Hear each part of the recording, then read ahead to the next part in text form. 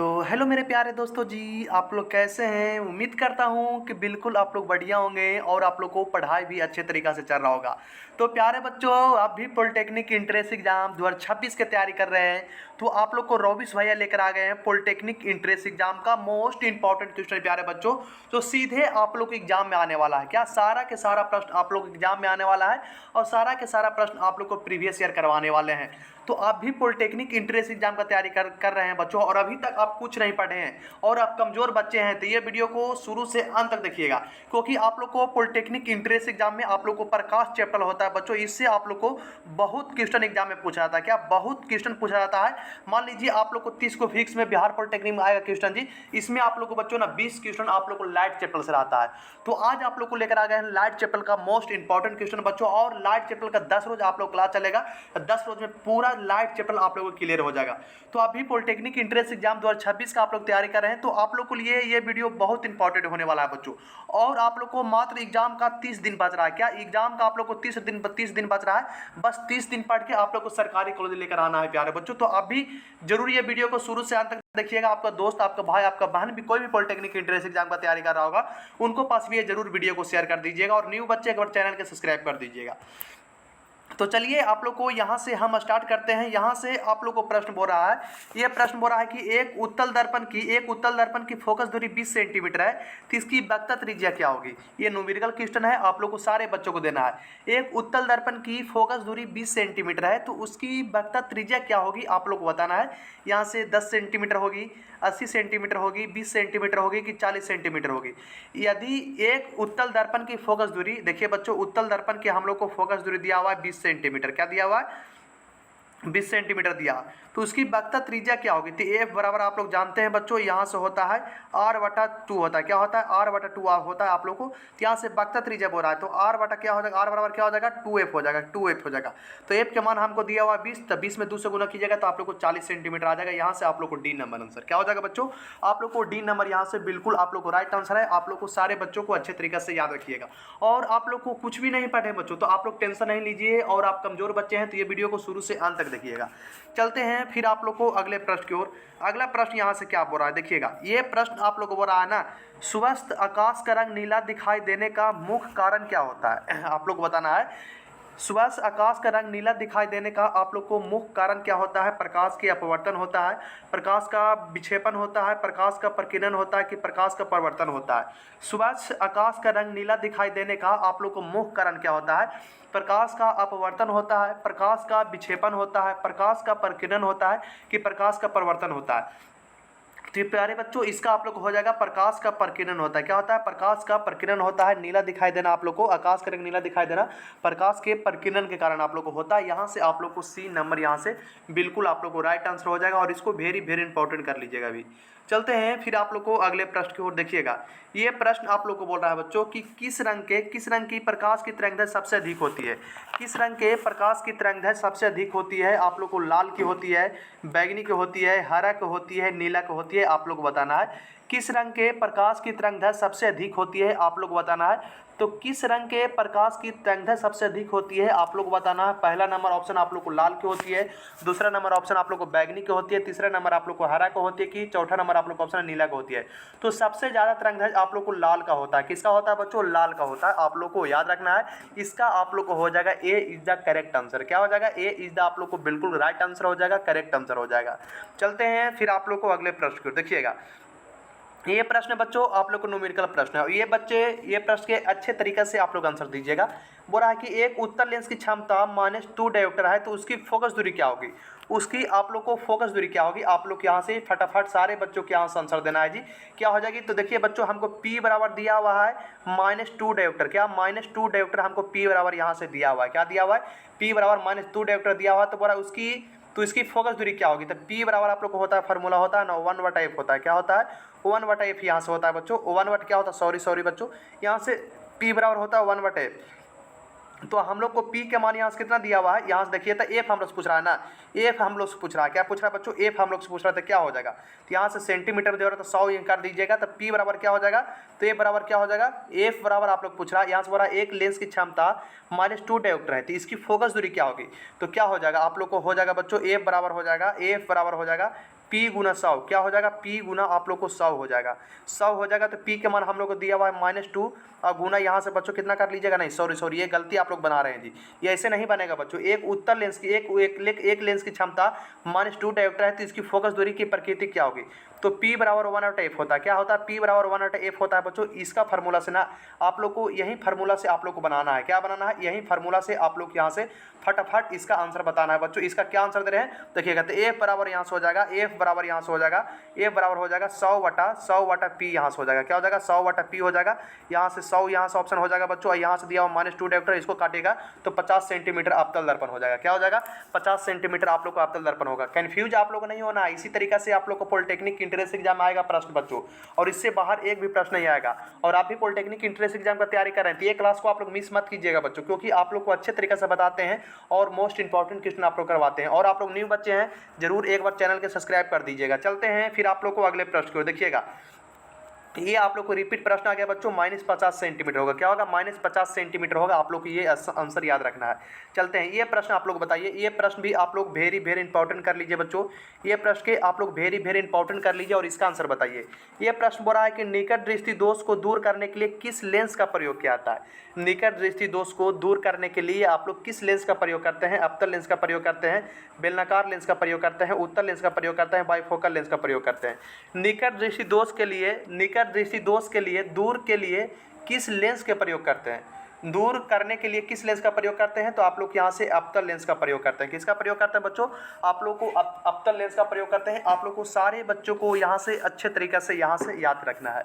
चलते हैं फिर आप लोग को अगले प्रश्न की ओर। अगला प्रश्न यहाँ से क्या बोल रहा है, और ये भी पॉलिटेक्निक इंट्रेंस एग्जाम में प्रश्न आया हुआ है बच्चों, क्या ये भी प्रश्न आप लोग को पॉलिटेक्निक इंट्रेंस एग्जाम में आया हुआ है, तो सारे बच्चे ये भी प्रश्न के आंसर दीजिए। ये आप लोग को प्रश्न बोल रहे हैं कि समतल दर्पण द्वारा बना प्रतिबिंब सदैव कैसा होता है। समतल दर्पण द्वारा बना प्रतिबिंब सदैव कैसा होता है, वास्तविक और उल्टा होता है, वास्तविक और सीधा होता है, आभासी और उल्टा होता है, आभासी और सीधा होता है। समतल दर्पण द्वारा बना प्रतिबिंब सदैव कैसा होता है, समतल दर्पण द्वारा बना प्रतिबिंब सदैव कैसा होता है बच्चों, तो आभासी और आप लोग को सीधा होता है। क्या होता है, आभासी और आप लोग को सीधा होता है। इसका क्या आप लोग डी आंसर दे रहे हैं, सारे बच्चों कमेंट में इसका आंसर बताइएगा कि इसका डी आंसर दे रहे हैं, तो सारे बच्चों को राइट आंसर है। और आप लोग एक बात जरूर बोल रहे हैं बच्चों कि अभी तक आप लोग कुछ नहीं पढ़े हैं और आप लोग को मन में है कि सर मुझे सरकारी को लेना है, सर इतना पढ़ा दीजिए सर कि एग्जाम में पूरा टकरा गया। तो बच्चों अभी से भी आप लोग पढ़ना स्टार्ट कर दीजिएगा ना, तो एग्जाम में गर्दा उड़ा कराइएगा। आप लोग बोलते हैं ना कि 1 से आप लोग को ना 1 से 100 के रैंक के बीच में आप लोग को रैंक आएगा बच्चों। आप लोग को वादा के साथ बोलते हैं, बस जितना पढ़ाते हैं बस उतना आप लोग को पढ़ लेना है और उससे आप लोग को ज़्यादा नहीं पढ़ना बच्चों, क्योंकि सबसे पहले आप लोग हम लाइट चैप्टर करवाएंगे, क्योंकि लाइट चैप्टर से 20 वो क्वेश्चन आप लोग एग्जाम में फिजिक्स में पूछता है बच्चों। तो आप लोग को ये तो सबसे पहले 20 क्वेश्चन को आप लोग को हाथ में करवाना है, मुट्ठी में करवाना है। चलते हैं फिर आप लोग को यहाँ से अगले प्रश्न की ओर। अगला प्रश्न यहाँ से क्या बोल रहा है देखिएगा, ये प्रश्न बोल रहा है कि कांच का अपवर्तनांक किस रंग के न्यूनतम होता है। कांच का अपवर्तनांक किस रंग के न्यूनतम होता है, आप लोग को बताना है। यहाँ से लाल का होता है, हरा का होता है, बैगनी का होता है, पीला का होता है। कांच का अपवर्तनांक किस रंग के लिए न्यूनतम होता है, आप लोग को बताना है। कांच का अपवर्तनांक किस रंग के लिए न्यूनतम होता है, तो आप लोग को किस रंग के लिए न्यूनतम होता है बच्चों, तो आप लोग यहाँ से ना लाल के लिए न्यूनतम होता है। किसके लिए होता है, लाल के लिए आप लोग को न्यूनतम होता है। सारे बच्चों को यहाँ से याद रखना क्या होता है, लाल के लिए आप लोग को न्यूनतम होता है। चलते हैं फिर आप लोग को अगले प्रश्न की ओर। देखिएगा ये प्रश्न आप लोग को क्या बोल रहा है, ये प्रश्न बोल रहा है कि मानव नेत्र के किस भाग पर वस्तु का प्रतिबिंब बनता है। मानव नेत्र के किस भाग पर वस्तु का प्रतिबिंब बनता है, आप लोग को आइरिस पर बनता है, रेटिना पर बनता है, कॉर्निया पर बनता है, पुतली पर बनता है। मानव नेत्र के किस भाग पर वस्तु का प्रतिबिंब बनता है, आप लोग को बताना है। मानव नेत्र के किस भाग पर वस्तु के प्रतिबिंब बनता है, आप लोग को आइरिस पर बनता है, रेटिना पर बनता है, कॉर्निया पर बनता है, कि आप लोग को पुतली पर बनता है बच्चों। तो मानव नेत्र का आप लोग को प्रतिबिंब होता है ना, जो आप लोग को रेटिना पर बनता है। क्या बनता है, रेटिना पर बनता है। आप लोग को सारे बच्चों को यहाँ से याद रखना है। चलते हैं फिर आप लोग को अगले प्रश्न की ओर। ये प्रश्न देखिएगा 9 नंबर बताना है, श्वेत प्रकाश के 7 रंगों में विभक्त होने की घटना को क्या कहते हैं। श्वेत प्रकाश के 7 रंगों में विभक्त होने की घटना को आप लोग क्या कहते हैं, परावर्तन कहते हैं, अपवर्तन कहते हैं, प्रकीर्णन कहते हैं, वर्ण विक्षेपण कहते हैं। श्वेत प्रकाश के 7 रंगों में विभक्त होने की घटना को आप लोग क्या कहते हैं? श्वेत प्रकाश के 7 रंगों को विभक्त होने की घटना को आप लोग क्या कहते हैं बच्चों? आप लोग को बताना है। तो आप लोग उससे वर्ण विक्षेपण कहते हैं। क्या कहते हैं? उससे हम लोग वर्ण विक्षेपण कहते हैं। इसका आप लोग को डी आंसर हो जाएगा। क्या हो जाएगा? डी इज द आप लोग को बिल्कुल करेक्ट आंसर हो जाएगा बच्चों। 100% यहाँ से राइट आंसर हो जाएगा। सारे बच्चों को आप लोग याद रखना है। और चलते हैं फिर आप लोग को अगले प्रश्न की ओर। अगला प्रश्न यहाँ से क्या बोल रहा है देखिएगा। ये प्रश्न 10 नंबर बोल रहा है। वेरी पॉलिटेक्निक इंट्रेंस एग्जाम में आया हुआ प्रश्न है। क्या ये प्रश्न है जो पॉलिटेक्निक इंट्रेंस एग्जाम में आप लोग को पूछा हुआ है। ये प्रश्न बोल रहा है, दाढ़ी बनाने के लिए किस प्रकार का दर्पण का प्रयोग किया जाता है? दाढ़ी बनाने के लिए किस प्रकार का दर्पण का प्रयोग किया जाता है? आप लोग को समतल दर्पण किया जाता है, इनमें से कोई नहीं कि अवतल दर्पण क्या आता है कि उत्तल दर्पण। तो दाढ़ी बनाने के लिए किस दर्पण का प्रयोग किया था? तो दाढ़ी बनाने के लिए हम लोग बच्चों अवतल दर्पण का प्रयोग करते हैं। किसका प्रयोग करते हैं? दाढ़ी बनाने के लिए हम लोग अवतल दर्पण का प्रयोग करते हैं। इसका आप लोग को सी इज द राइट आंसर हो जाएगा बच्चों। तो 10 क्वेश्चन में से आप लोग को कितना क्वेश्चन सही हुआ जरूर आप लोग बताइएगा। आप लोग को 10 क्वेश्चन में से कितना क्वेश्चन आप लोग को सही हुआ बच्चों जरूर आप लोग कमेंट करके बताइए जी, क्योंकि आप लोग को ये बहुत इंपॉर्टेंट पूछना है बच्चों। और आप लोग पॉलिटेक्निक इंट्रेंस एग्जाम की तैयारी कर रहे हैं तो ये वीडियो को शुरू से अंत तक देखिएगा और ये वीडियो को मिस मत कीजिएगा।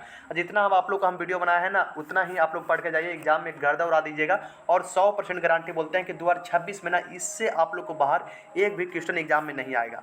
चलते हैं फिर आप लोग को अगले प्रश्न की ओर। अगला प्रश्न यहाँ से क्या बोल रहा है? ये प्रश्न बोल रहा है कि एक अवतल दर्पण के सामने वस्तु को कहाँ रखा जाए ताकि प्रतिबिंब वास्तविक उल्टा और वस्तु के बराबर बने। एक अवतल दर्पण के सामने वस्तु को कहाँ रखा जाए ताकि प्रतिबिंब वास्तविक उल्टा और वस्तु के बराबर बने। तो आप लोग को वक्ता केंद्र पर कि फोकस पर कि अनंत पर कि आप लोग को ध्रुव पर। एक अवतल दर्पण के सामने वस्तु को कहाँ रखा जाए ताकि प्रतिबिंब वास्तविक उल्टा और वस्तु के बराबर बने। आप लोग को सेकंड नंबर का आंसर बताना है। तो कहाँ रखा जाए बच्चों आप लोग जरूर बताइएगा। इसका फटाफट सारे बच्चों आप लोग आंसर बताइए। एक अवतल दर्पण के सामने वस्तु को कहाँ रखा जाए ताकि प्रतिबिंब वास्तविक उल्टा और वस्तु के बराबर बने। तो आप लोग को वक्ता केंद्र पर। किस पर जी? आप लोग यहाँ से बच्चों वक्ता केंद्र पर। यहाँ से आप लोग को क्या हो जाएगा? यहाँ से आप लोग हो जाएगा वक्ता केंद्र। यहाँ से right answer A is the बिल्कुल राइट आंसर। और ये प्रश्न आप लोग को पॉलिटेक्निक इंट्रेंस एग्जाम में पूछा था बच्चों। ये प्रश्न आप लोग को पॉलिटेक्निक इंट्रेंस एग्जाम में पूछा था इंट्रेंस में। तो आप लोग याद रखना है क्योंकि ऐसा ही प्रश्न आप लोग एग्जाम में आने वाला है बच्चों। तो आप लोग को दिक्कत नहीं लेना है, माइंड रिलैक्स लेकर आप लोग एग्जाम समय देना है जी। और अभी एग्जाम का भी टाइम बच रहा है बच्चों। अभी जितना पढ़ा रहे हैं उतना पढ़ लीजिए। सारा पिछला वीडियो बनाया है ना, सारा वीडियो को देख लीजिए। चलते हैं फिर आप लोग को अगले प्रश्न की ओर। देखिएगा ये प्रश्न भी आप लोग को इंपॉर्टेंट है, वेरी इंपॉर्टेंट कर लिए। 2025 में आया था। 2025 में ये प्रश्न बोल रहा है कि हीरा का अपूर्णांक 2.42 है तो हीरे में प्रकाश की चाल कितनी होगी। तो सबसे पहले जान लीजिए कि हीरा के अपूर्णांक कितना होता है। तो हीरा का अपूर्णांक 2.42 होता है। 2025 में आया था बच्चों ये प्रश्न कि हीरा का अपूर्णांक कितना होता है। तो 2.42 होता है। आप लोग याद रखिएगा। अब यहाँ से क्वेश्चन पूछ रहा है ना कि हीरा का अपूर्णांक 2.42 है तो हीरे में प्रकाश की चाल क्या होगी। हीरे में प्रकाश की चाल क्या होगी आप लोग बताना है। 3 नंबर के बताना बच्चों। तो क्या हो जाएगा? तो यहाँ से हो जाएगा 1.24 गुना 10 के पावर 8 मीटर प्रति सेकंड हो जाएगा। यहाँ से बी आंसर क्या हो जाएगा? इसका आप लोग को बी आंसर हो जाएगा। क्या आप लोग इसका बी आंसर दे रहे हैं? क्या आप लोग यहाँ से प्यारे बच्चों बी आंसर दे रहे हैं? तो आपको सही आंसर है। चलते हैं फिर आप लोग को अगले प्रश्न की ओर। 14 नंबर। ये 4 नंबर प्रश्न है बच्चों जो बोल रहा है कि पूर्ण आंतरिक परिवर्तन के लिए आवश्यक शर्त क्या है। पूर्ण आंतरिक परिवर्तन के लिए आवश्यक शर्त क्या है? दोनों माध्यमों को अपर्तनांक समान होता है कि अपर्तनांकों की क्रांति कोण के छोटा होना चाहिए कि प्रकाश संगन से विरल माध्यम में जाना चाहिए कि प्रकाश विरल माध्यम से आप लोग को संगन माध्यम में जाना चाहिए। तो ये प्रश्न बोल रहा है कि पूर्ण आंतरिक परिवर्तन के लिए आवश्यक शर्त क्या है। पूर्ण आंतरिक परिवर्तन के लिए आवश्यक शर्त क्या है आप लोग यहाँ से बताना है। प्रकाश संगन माध्यम से विरल माध्यम में जाना चाहिए। क्या प्रकाश संगन माध्यम से आप लोग को विरल माध्यम में जाना चाहिए बच्चों? कौन ऑप्शन में दिया हुआ है? प्रकाश संगन माध्यम से विरल माध्यम में जाना चाहिए। इसका सी आंसर हो जाएगा। क्या हो जाएगा? इसका आप लोग को सी इज द करेक्ट आंसर हो जाएगा। क्या हो जाएगा प्यारे बच्चों? सी इज द आप लोग करेक्ट आंसर हो जाएगा। सारे बच्चों को याद रखना है। चलते हैं फिर आप लोग को अगले प्रश्न की ओर। अगला प्रश्न यहाँ से क्या बोल रहा है देखिएगा। ये भी आप लोग को न्यूमेरिकल प्रश्न आ गया। ये भी प्रश्न आप लोग को न्यूमेरिकल आ गया बच्चों। इसका तो आप लोग गलत नहीं करना है क्योंकि उम्मीद करते हैं बच्चों कि ये प्रश्न के आप लोग गलती नहीं कीजिएगा। मगर बताइए इसका आप लोग क्या आंसर दे रहे हैं। ये प्रश्न है कि एक उत्तल लेंस की फोकस दूरी 25 सेंटीमीटर है। मतलब उत्तल लेंस की हमको फोकस दूरी दिया हुआ है 25 सेंटीमीटर। तो उसकी क्षमता क्या होगी? उसकी क्षमता क्या होगी। देखिए बच्चों, सबसे पहले आप लोग को लेंस की क्षमता का फॉर्मूला जानते हैं, P बराबर 1/f होता है। क्या होता है? 1/f होता है। जब मीटर दिया हुआ रहता तो यहाँ से फोकस दूरी सेंटीमीटर में दिया हुआ तो ऊपर 100 कर दीजिए बच्चों। तो यहाँ से देखिएगा मेरा दिया हुआ है ऊपर तो 100 हो जाएगा, और यहाँ से बोलते हैं कि एफ कितना दिया हुआ, तो एफ दिया हुआ 25 सेंटीमीटर। क्या? 25 सेंटीमीटर। तो यहाँ से 25 × 100, यहाँ से आप लोग को 4 आंसर आ जाएगा। क्या आ जाएगा? 4 आंसर आप लोग को उत्तल होगा। क्या हो जाएगा? उत्तल में होगा प्लस में, तो यहाँ से आप लोग को डी नंबर ऑप्शन में क्या हो जाएगा बच्चों? डी नंबर में, क्योंकि यहाँ पर फोकस दूरी प्लस में दिया हुआ है और उत्तल दर्पण का फोकस दूरी प्लस में होती है और अवतल दर्पण की माइनस में होती है। तो यहाँ से उत्तल दर्पण में 25 सेंटीमीटर दिया हुआ है प्लस में, तो यहाँ से प्लस में वाला इसका आंसर होगा। क्या हो जाएगा? 4 डायोप्टर यहाँ से आंसर होगा। D is the correct answer. क्या हो जाएगा बच्चों? डी इज द आप लोग को करेक्ट आंसर। आप लोग को अच्छे तरीके से समझ में आया? किसी भी प्रकार का दिक्कत तो जरूर आप लोग कमेंट कीजिएगा। चलते हैं फिर आप लोग को अगले प्रश्न को। देखिएगा ये प्रश्न आप लोग को क्या बोल रहा है, तो ये प्रश्न आप लोग बोल रहा है, यदि किसी वस्तु का उत्तल लेंस की फोकस दूरी एफ और प्रकाशीय केंद्र ओ के बीच रखा जाए तो प्रतिबिंब की प्रकृति क्या होगी। यदि किसी वस्तु को एक उत्तल लेंस की फोकस एफ और प्रकाशीय केंद्र ओ के बीच रखा जाए तो प्रतिबिंब की प्रकृति क्या होगी। आभासी और सीधा और बड़ा होगी, वास्तविक उल्टा और बड़ा होगी, कि वास्तविक उल्टा और छोटा होगी, कि आभासी उल्टा और छोटा होगी। यदि किसी वस्तु को एक उत्तल लेंस की यदि किसी वस्तु को एक उत्तल लेंस की फोकस एफ और प्रकाशीय केंद्र ओ के बीच रखा जाए तो प्रतिबिंब की प्रकृति कैसी होगी। प्रतिबिंब के आप लोग को प्रकृति कैसी होगी, सारे बच्चों को यहाँ से फटाफट आंसर देना है। सारे मेरे प्यारे बच्चों यहाँ से फटाफट आंसर दे दीजिए। तो आभासी, सीधा और बड़ा हो जाएगा। क्या हो जाएगा? आभासी, सीधा और बड़ा हो जाएगा। यहाँ से आप लोग को ए नंबर ऑप्शन हो जाएगा। क्या हो जाएगा बच्चों? यहाँ से आप लोग को ए इज द आप लोग को बिल्कुल करेक्ट आंसर हो जाएगा। 100% राइट आंसर हो जाएगा। सारे बच्चों को यहाँ से याद रखना है। चलते हैं फिर आप लोग को अगले प्रश्न की ओर। देखिएगा ये प्रश्न बोल रहा है कि एक माध्यम से दूसरे माध्यम में जाने पर प्रकाश की विशेषता नहीं बदलती है। एक माध्यम से दूसरे माध्यम में जाने पर प्रकाश की विशेषता नहीं बदलती है। बताइएगा, तरंगदैर्घ्य के नहीं बदलती है, अपवर्तनांक के नहीं बदलती है, कि आप लोग को वेग के नहीं बदलती है, कि आवृत्ति की नहीं बदलती है। आप लोग यहाँ से बताना बच्चों। तो एक माध्यम से दूसरे माध्यम में जाने पर प्रकाश की कौन सी विशेषता नहीं बदलती है, तो आप लोग को आवृत्ति। क्या? आवृत्ति आप लोग को नहीं बदलती है। इसका डी आंसर हो जाएगा। क्या हो जाएगा? इसका आप लोग को डी इज द आप लोग को बिल्कुल करेक्ट आंसर हो जाएगा। 100% राइट आंसर हो जाएगा। सारे मेरे प्यारे बच्चों को यहाँ से याद रखना है। चलते हैं फिर आप लोग को अगले प्रश्न को। देखिएगा ये भी पॉलिटेक्निक इंट्रेंस एग्जाम में प्रश्न आया हुआ है। क्या बच्चों? ये भी प्रश्न आप लोग को है ना, जो पॉलिटेक्निक इंट्रेंस एग्जाम में आप लोग को पूछा हुआ है, तो ये भी प्रश्न के आप लोग अच्छे तरीके से याद कर लीजिए। और तारों को टिमटिमाने का कारण क्या होता है। तारों को टिमटिमाने का आप लोग को कारण क्या होता है, तो तारों का टिमटिमाना आप लोग को प्रकाश के आंतरिक परिवर्तन के कारण होता है, कि वायुमंडलीय अपवर्तन के कारण होता है, प्रकाश का विवर्तन के कारण होता है, कि प्रकाश का प्रकीर्णन के कारण होता है। तारों को टिमटिमाने के कारण क्या होता है। तारों को टिमटिमाने के कारण क्या होता है, तो प्रकाश के वायुमंडलीय अपवर्तन। क्या बच्चों? वायुमंडलीय अपवर्तन के कारण, प्रकाश के अपवर्तन के कारण आप लोग को तारे हैं जो टिमटिमाते हैं। तो इसका आप लोग को बी आंसर हो जाएगा। क्या हो जाएगा बच्चों? बी आंसर हो जाएगा। और ये प्रश्न आप लोग को पॉलिटेक्निक इंट्रेंस एग्जाम में पूछा हुआ है। चलते हैं फिर आप लोग को अगले प्रश्न की ओर। अगला प्रश्न यहाँ से क्या बोल रहा है, 4 नंबर। यहाँ से 4 नंबर देखिएगा। ये प्रश्न बोल रहा है, खतरे के संकेत लाल रंग के क्यों होते हैं। खतरे का संकेत लाल रंग के क्यों होते हैं, आप लोग बताना है। तो खतरे का संकेत लाल रंग के क्यों होते हैं, क्योंकि यह आँखों से चुभता है, क्योंकि इसका प्रकीर्णन सबसे अधिक होता है, क्योंकि इसका प्रकीर्णन सबसे कम होता है, क्योंकि इसका आवृत्ति सबसे अधिक होती है। खतरे के संकेत लाल रंग के क्यों होते हैं, आप लोग बताना है। खतरे का संकेत लाल रंग के क्यों होते हैं, आप लोग बताइएगा। तो खतरे का संकेत लाल रंग के इसलिए होते हैं बच्चों, क्योंकि इसका प्रकीर्णन सबसे कम होता है। क्या? क्योंकि इसका प्रकीर्णन है जो सबसे कम होता है। इसका आप लोग को सी आंसर हो जाएगा। क्या हो जाएगा? इसका आप लोग को हो जाएगा सी इज़ द आप लोग को बिल्कुल करेक्ट आंसर। क्या हो जाएगा? सी इज़ द आप लोग को बिल्कुल करेक्ट आंसर। चलते हैं फिर आप लोग को अगले प्रश्न की ओर। अगला प्रश्न यहाँ से क्या बोल रहा है देखते हैं। ये प्रश्न के बच्चों सारे बच्चों फटाफट आंसर दीजिए। ये प्रश्न के सारे बच्चों फटाफट आंसर दीजिए। ये प्रश्न बोल रहा है कि वायु को सपेस कांच का अपवर्तनांक 1.5 है, तो कांच के सपेस वायु का अपवर्तनांक कितना होगा। वायु के अपवर्तनांक कितना होगा, आप लोग को बताना है बच्चों। यहाँ से फटाफट आंसर देना है। क्या हो जाएगा? इसका आंसर फटाफट बताइए। तो क्या दे रहे हैं, वायु के सपेस कांच का अपवर्तनांक 1.5 है, तो पूछ रहा है वायु के अपवर्तनांक क्या होगा। तो कांच के सपेस वायु का अपवर्तनांक कितना होगा, 5 नंबर को बताना है। तो जी इसको सोल्यूशन कीजिएगा बच्चों, तो 0.6 से बनाएगा। डायरेक्ट आप लोग याद कर लीजिए, क्योंकि इससे अंक नहीं बदलता है, सीधे यही प्रश्न आप लोग पूछेगा। तो क्या हो जाएगा? 0.67 यहाँ से आप लोग को राइट आंसर हो जाएगा। चलते हैं फिर आप लोग को अगले प्रश्न की ओर। यहाँ से क्या बोल रहा है, ये वस्तु को ये आप लोग को एच डब्ल्यू देते हैं बच्चों, ये प्रश्न आप लोग के लिए एच डब्ल्यू दे देते हैं, ये आप लोग को एच डब्ल्यू बना कर लाना है। क्या एच डब्ल्यू आप लोग को बना कर लाना है, ये आप लोग के लिए एच डब्ल्यू है। प्रश्न आप लोग को समझा देते हैं क्या करना है। पर है कि एक अवतल दर्पण की फोकस दूरी 15 सेंटीमीटर दिया हुआ है, यदि वस्तु का दर्पण 35 सेंटीमीटर पर दूरी पर रखा है तो आवर्धन क्या होगा, आवर्धन क्या होगा। तो एम बराबर जानते हैं बच्चों, एम बराबर होता है क्या होता है, एम बराबर क्या होता है आप लोग बताना है, भी यू क्या होता है बच्चों आप लोग बताइए सबसे पहले। एम बराबर क्या होता है आप लोग यहाँ से बताना है, आप लोग नहीं समझ रहे हैं। यहाँ से पूछ रहा है एक अवतल दर्पण की फोकस दूरी, मेरा एफ दिया हुआ है 15 सेंटीमीटर, ध्यान से रखिए ये 15 सेंटीमीटर दिया हुआ है और बोल रहा है यहाँ से, और एम भी मेरा दिया हुआ है, यदि किसी वस्तु के दर्पण के फोकस दूरी यहाँ से, और यहाँ नहीं सॉरी प्यारे बच्चों क्वेश्चन पढ़िए। एक अवतल दर्पण की फोकस दूरी 15 सेंटीमीटर, ए बराबर यहाँ से 15 दिया हुआ है 15 सेंटीमीटर, यदि किसी वस्तु दर्पण से 30 सेंटीमीटर की दूरी पर रखा है, 30 सेंटीमीटर की दूरी पर रखा है ना, दूरी पर रखा है 30 सेंटीमीटर की दूरी पर, मतलब यू मेरा दिया हुआ है क्या 30 सेंटीमीटर, तो आवर्धन क्या होगा। तो एम बराबर आप लोग को ये फार्मूला माइनस भी बटा यू वाला लगा के आप लोग ये फार्मूला से बना लीजिएगा बच्चों, आप लोग को अच्छे तरीके से। चलते हैं फिर आप लोग को अगले प्रश्न की ओर। ये प्रश्न आप लोग को क्या बोल रहा है, तो ये प्रश्न बोल रहा है किस उपकरण में उत्तल लेंस का उपयोग नहीं किया जाता है, किस उपकरण में उत्तल लेंस का प्रयोग नहीं किया जाता है। तो आप लोग को सूक्ष्मदर्शी में नहीं किया जाता है, गाड़ी के हेडलाइट में नहीं किया जाता है, दूरबीन में नहीं किया जाता है, कि कैमरे में नहीं किया जाता है। किस उपकरण में उत्तल लेंस का प्रयोग नहीं किया जाता, तो गाड़ी के हेडलाइट में आप लोग को उत्तल लेंस का प्रयोग नहीं किया जाता बच्चों। तो आप लोग बताइएगा कि आप लोग को ये वीडियो बहुत अच्छे लग रहा होगा बच्चों, उम्मीद करता हूँ कि बहुत आप लोग को समझ में आ रहा होगा। चलते हैं फिर आप लोग को अगले प्रश्न को। ये प्रश्न आप लोग को क्या बोल रहा है, थ्री नंबर बोल रहा है प्रकाश का वेग सबसे पहले किसने मापा, प्रकाश का वेग सबसे पहले किसने मापा। आप लोग को रोमर ने मापा, न्यूटन ने मापा, गैलीलियो ने मापा, कि आइंस्टीन ने मापा। प्रकाश का वेग सबसे पहले किसने मापा, प्रकाश का वेग सबसे पहले आप लोग किसने मापा बच्चों, थ्री नंबर का बताना है जी किसने मापा बच्चों। तो आप लोग को रोमर ने, किसने, रोमर ने। यहाँ से आप लोग को ए हो जाएगा राइट आंसर, क्या हो जाएगा ए इज आप लोग को राइट आंसर।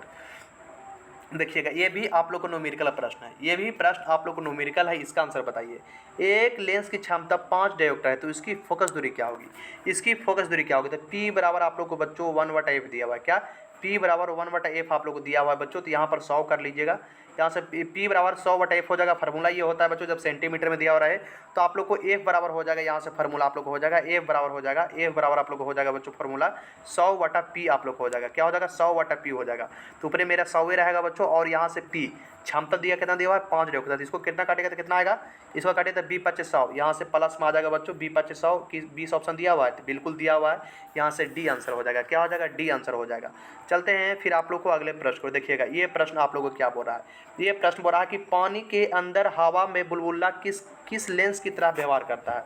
पानी के अंदर हवा के बुलबुला किस लेंस की तरह व्यवहार करता है। तो आप लोग को बच्चों किस लेंस की तरह व्यवहार करता है, सारे बच्चों आप लोग बताइएगा। तो किस लेंस की तरह व्यवहार करता है आप लोग को 5 नंबर के। तो आप लोग को अवतल लेंस की तरह कार्य करता है, क्या बच्चों अवतल लेंस की तरह कार्य करता है। तो आप लोग को यहाँ तक आप लोग को अच्छे तरीके से समझ में आया बच्चों। किसी भी प्रकार का दिक्कत है, किसी भी प्रकार का दिक्कत है तो ज़रूर आप लोग कमेंट कीजिएगा, किसी भी प्रकार का दिक्कत है तो। और आप लोग पॉलिटेक्निक इंट्रेंस एग्जाम का तैयारी कर रहे हैं और आपको फिजिक्स और केमिस्ट्री से डर बढ़ रहा है बच्चों, तो ये वीडियो को शुरू से अंत तक देख लिए होंगे तो आप लोग को किसी भी प्रकार का दिक्कत नहीं होगा। और आप लोग को बोलते हैं ना 10 रोज़ डेली 10 रोज़ आप लोग को लाइट क्लास 10 रोज़ आप लोग को पढ़ाएंगे बच्चों प्रकाश चैप्टर के, क्योंकि प्रकाश चैप्टर से बहुत बार पॉलिटेक्निक इंट्रेंस एग्जाम में प्रश्न आता है। और बिहार के बच्चों के लिए बात करें तो 30 को क्वेश्चन मान लीजिए पॉलिटेक्निक इंट्रेंस एग्जाम में आता है बच्चों ना, इसमें आप लोग को 20 को क्वेश्चन आप लोग को लाइट चैप्टर का होता है, प्रकाश चैप्टर का होता है। तो आप लोग को जितना ये इसमें लाइट चैप्टर वाला करवा रहे हैं तो आप लोग कर लीजिएगा। ये मेरा पहला क्लास है लाइट चैप्टर का, आप लोग को शुरू से करवा देते हैं बच्चों। तो आप लोग को ये वीडियो कैसा लगा जरूर आप लोग कमेंट करके बताइएगा। और आप लोग को ये वीडियो अच्छा लगा होगा तो जरूर अपने अपने दोस्तों यारों, अपने अपने भाई, अपने अपने यार सभी के पास वीडियो को शेयर कीजिएगा बच्चों। चलिए आप लोग को मिलता है नेक्स्ट वीडियो में। जय हिंद, जय भारत, वंदे मातरम।